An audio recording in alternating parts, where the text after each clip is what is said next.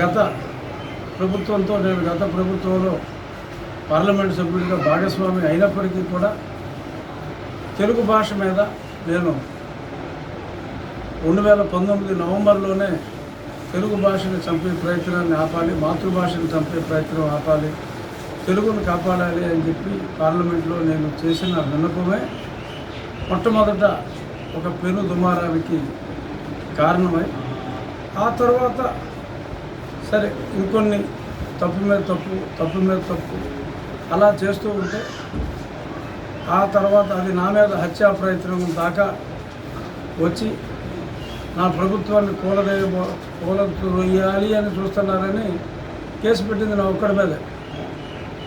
ఈ పాయింట్ మీరు నోట్ చేసుకోవాలి. ఏ ఇతర వ్యక్తి మీద కూడా, వాళ్ళ నాయకులు కావచ్చు లేదంటే చిన్నవాళ్ళు కావచ్చు, ఏ వ్యక్తి మీద కూడా నా ప్రభుత్వాన్ని కూలదోయడానికి కుట్ర చేస్తున్నారు అన్న కేసు పట్ల ఒక వ్యక్తిగా నా మీద పెట్టారు. ఒక ఆర్గనైజేషన్గా TV5 ABN ఆంధ్రజ్యోతి మీద కూడా పెట్టడం జరిగింది. సో అంత కక్ష కూడినప్పటికీ కూడా ఎక్కడా తల వంచకుండా ఇటువంటి పాలన, ఇటువంటి భాషాద్వేష పాలన ఉండకూడదని మొదలుపెట్టింది. ప్రజాద్వేష పాలనగా మారిన తర్వాత నా ఉద్యమాన్ని నన్ను చంపాలని చూసినా మరింత తీవ్రతరం చేసి అనుకున్న లక్ష్యం సాధించాం. మరి ఆ సందర్భంగా కూడా నేను వెంటనే తిరుపతి స్వామికి మొక్కటి వెళ్ళటం, అందులో భాగంగా మరి ఎప్పటి నుంచి ఉన్న నా ఈ కళ కూడా తీరిపోవటం చాలా సంతోషంగా ఉంది. పాయింట్ ఏంటంటే నా భాషాభిమానం నా ప్రాణాల మీదకి తీసుకొచ్చినప్పటికీ అది ఓకే, తర్వాత ఎందరో కారణం అయినప్పటికీ ఈరోజు రాష్ట్రాల్లో జరిగిన లోక కళ్యాణం అనండి, రాష్ట్ర కళ్యాణం అనండి, ఆ రాష్ట్ర కళ్యాణ మంటపానికి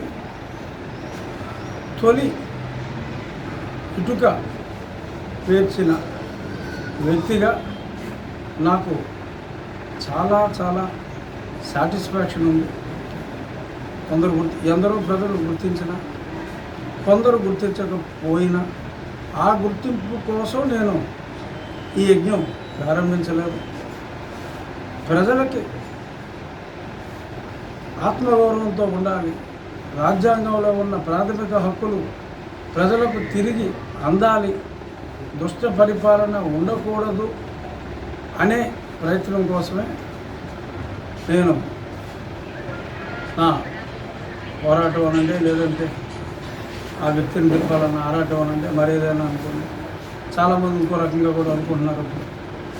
ఏదనుకున్నా నా వ్యక్తిగతంగా నేను మొదలుపెట్టిన పోరాటం సెల్ఫ్ రెస్పెక్ట్ అనేది ప్రతి వాడికి ఉంటుంది. అది నా ఒక్కడికే కాదు, రాష్ట్ర ప్రజలకు కూడా ఉంటుంది.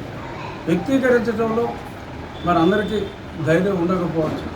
వాళ్ళ భావ వ్యక్తీకరణ ఓటు అనే ఆయుధం ద్వారా తెలియజేసి వాళ్ళందరూ కూడా అద్భుతమైన విజయాన్ని ఈరోజు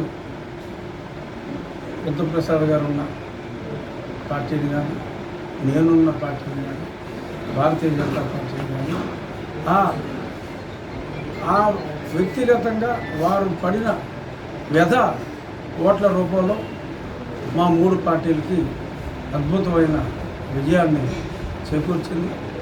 ఈ సందర్భంగా ప్రజలకు ఇచ్చిన మాట నిలబెట్టుకుంటూ సుపరిపాలన జరగాలని మనస్ఫూర్తిగా కోరుకుంటూ ఈ ప్రభుత్వానికి ఆ వెంకటేశ్వర ఆశీస్సులు, మీ మోపిదేవి సుబ్రహ్మణ్య స్వామి ఆశీస్సులు, అలాగే ప్రజలందరి ఆశీస్సులు మెండుగా ఉండాలని మనస్ఫూర్తిగా కోరుకుంటున్నాను.